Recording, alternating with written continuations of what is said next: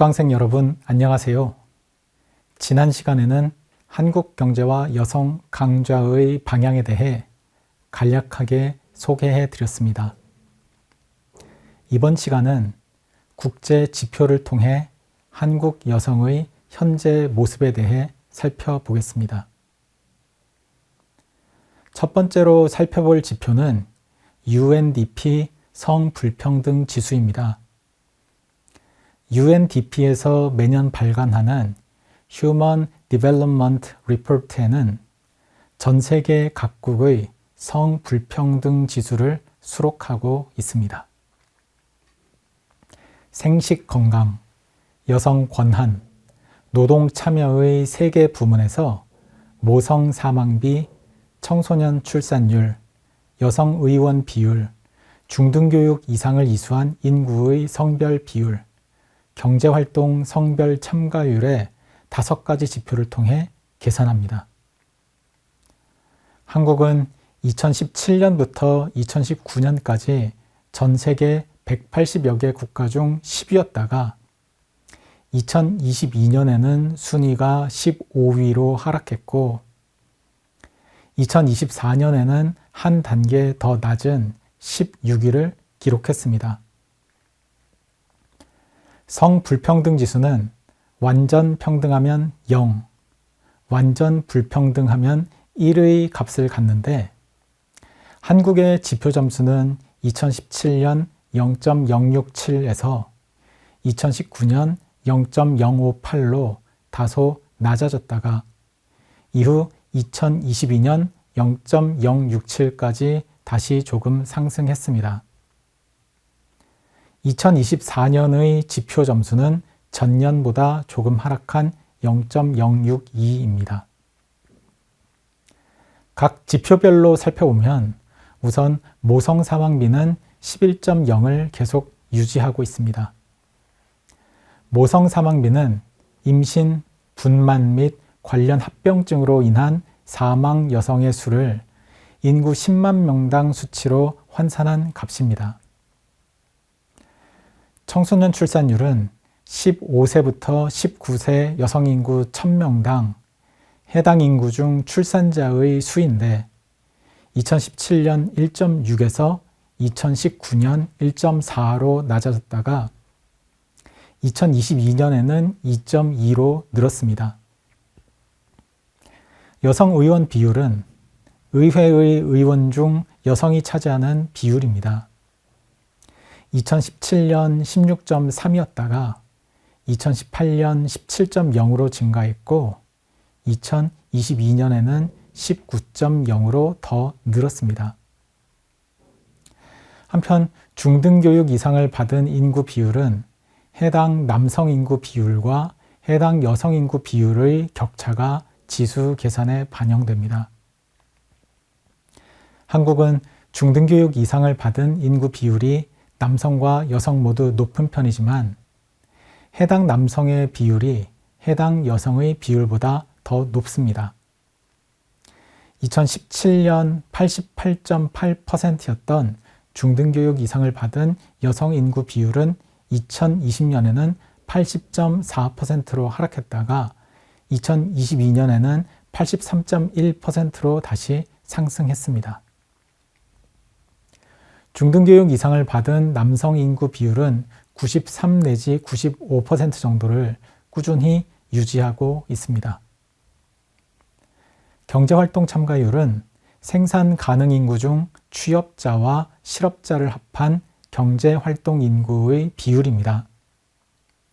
한국의 여성 경제활동 참가율은 꾸준히 증가하고 있습니다. 2017년에는 50%였고 2022년에는 53.4%까지 증가했습니다. 남성의 경제활동 참가율은 72 내지 73% 수준을 계속 유지하고 있습니다.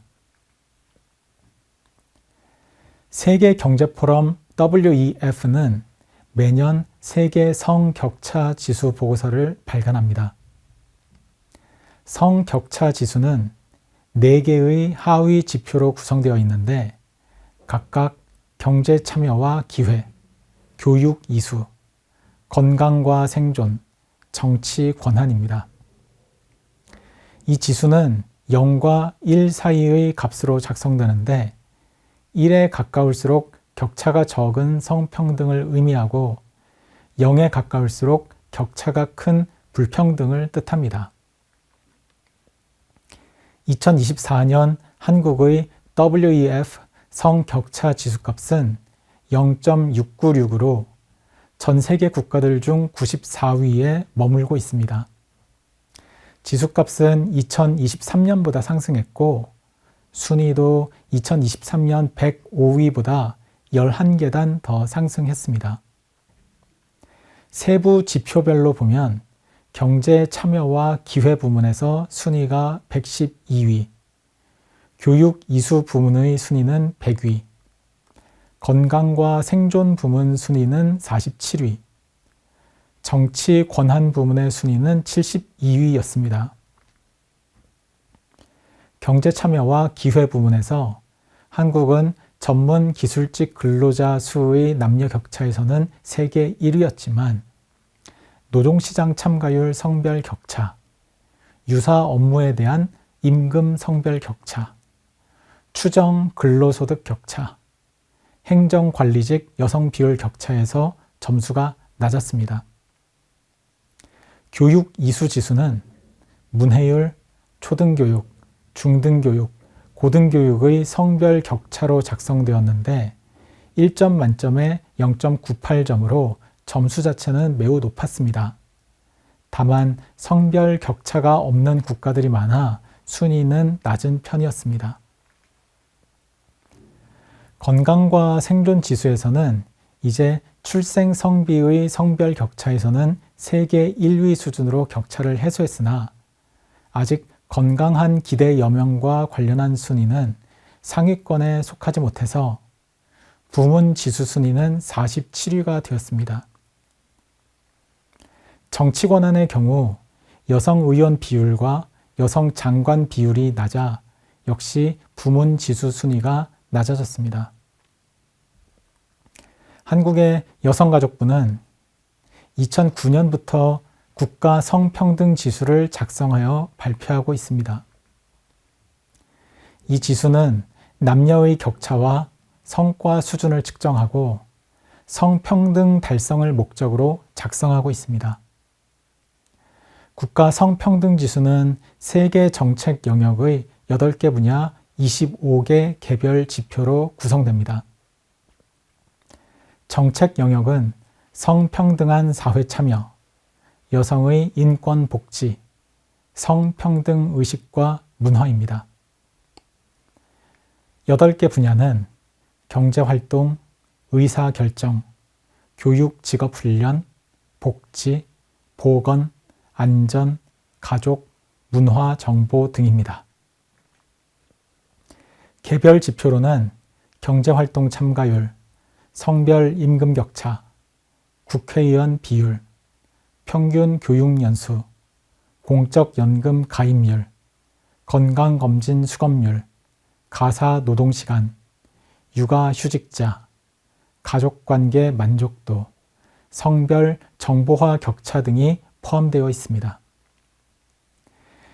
2023년 국가 성평등 보고서에 따르면 2022년 기준 한국의 국가 성평등 지수는 76점으로 2021년 75.4점에 비해 0.6점 상승했습니다. 2017년부터 지속적인 상승 추세를 보이고 있습니다. 분야별로는 여성의 인권 복지 영역의 성평등 수준이 가장 높았고 그 다음으로 성평등 의식 문화 영역, 사회 참여 영역 순서였습니다. 분야별로는 보건 분야의 성평등 수준이 가장 높았습니다. 의사결정 분야의 경우에는 지속적으로 개선되고 있었지만 성평등 수준은 가장 낮았습니다. 개별 지표별로는 육아휴직 성비, 성별 정보화 격차, 4급 이상 공무원 성비, 가족관계 만족도 성비, 등 25개 중 18개 지표가 전년 대비 상승했습니다. 정부위원회 위촉직 성비, 관리자 성비, 여가 시간 성비 등 6개 지표는 전년 대비 하락했습니다. 지금까지 UNDP 성불평등 지수, WEF 성격차 지수, 한국 여성가족부에서 작성하는 국가 성평등 지수에 대해 살펴봤습니다. 각 지수별로 산정하는 방식과 고려하는 사항이 달라 결과도 차이가 나고 있습니다. 2024년 UNDP 성불평등 지수의 경우 한국의 순위는 세계 16위였습니다. 한편 2024년 WEF 성격차 지수의 세계 순위는 94위였습니다. 어떻게 보면 한국이 성평등과 관련하여 잘하고 있는 부분도 있고 잘하지 못하고 있는 부분도 있다고 볼 수 있겠습니다. 한국이 잘하고 있는 부분은 여성들의 성취 수준입니다. 특히 교육 수준에 있어서는 높은 성취 수준을 보이고 있습니다. 건강 지표에서도 우수한 성과를 보이고 있습니다. 반대로 한국이 잘하지 못하고 있는 부분은 성별 격차에서 주로 드러납니다. 경제활동 참가율의 성별 차이, 성별 임금 격차 등에서 차이가 다른 국가들에 비해 많이 드러나는 편입니다. 여성의 고위직, 관리직 진출이라든지 국회의원 대표성 정도에 있어서도 다른 국가들에 비해 많이 뒤지고 있습니다. 한국 정부는 자체적으로 국가 성평등 지수를 작성하여 세계 정책 영역의 8개 분야 25개 개별 지표의 개선을 위해 힘쓰고 있습니다.